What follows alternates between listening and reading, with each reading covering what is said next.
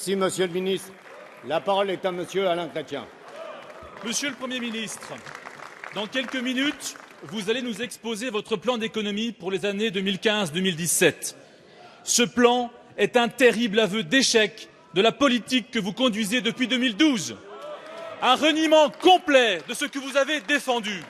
Oui, le reniement, c'est maintenant. Vous nous annoncez 50 milliards d'économies, mais vous multipliez les dépenses. Comment voulez-vous rétablir la confiance avec tant de contradictions? Vous prétendez défendre le pouvoir d'achat des bas salaires et vous avez supprimé les heures sup défiscalisées. Vous voulez supprimer les conseils généraux alors que le chef de l'État veut les conserver.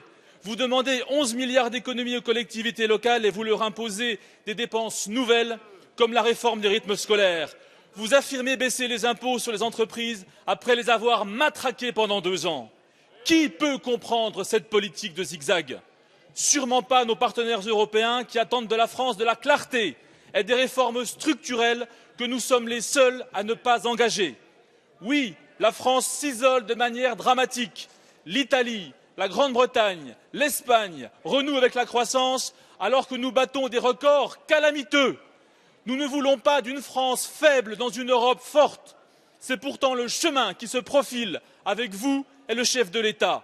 Alors, à part un incroyable coup de rabot supplémentaire, que nous proposez-vous pour renouveler notre modèle social et redonner confiance à nos partenaires européens? Merci. La parole est à Monsieur Michel Sapin, ministre des Finances et des Comptes publics. Merci beaucoup, Monsieur le Président, Mesdames, Messieurs les députés. Monsieur le député Alain Chrétien, nous ne sommes pas là à cet instant pour polémiquer sur ce que les uns ont pu faire ou ne pas faire, ce que les autres ont fait ou n'ont pas fait. Nous sommes là pour regarder la vérité en face et la situation en face.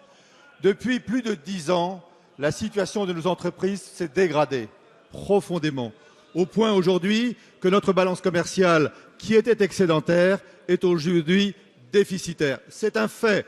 Ça ne date pas d'il y a 1 an, ça ne date pas d'il y a 2 ans, c'est un processus de dégradation continue depuis 10 années. C'est contre cela que nous vous proposons à l'ensemble du Parlement et à l'ensemble de l'Assemblée nationale d'agir. En le faisant comment?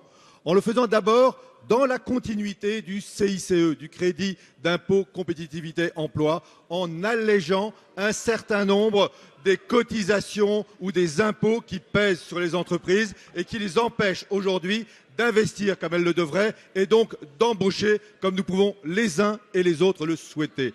Nous le faisons en finançant l'ensemble de ces dispositions, y compris les dispositions de justice sociale, parce qu'il faut aussi soutenir la demande de ceux qui aujourd'hui sont les plus modestes. Nous le faisons non pas comme vous avez pu le faire, comme nous avons pu le faire, en augmentant les impôts, mais en maîtrisant la dépense et en faisant des économies. Et c'est cet équilibre-là qui est parfaitement compris par tous nos partenaires. Non, monsieur le député, je peux vous l'affirmer, nous ne sommes pas isolés en Europe. Nous travaillons avec les autres pays européens, non pas pour obéir à je ne sais trop quel diktat, c'est l'intérêt de la France. Parce que oui, la France a besoin d'être forte dans l'Europe, mais l'Europe, pour être forte, a besoin d'une Europe forte. C'est ça le pacte de responsabilité. C'est autour de ce pacte que nous vous proposons aux uns et aux autres de vous rassembler.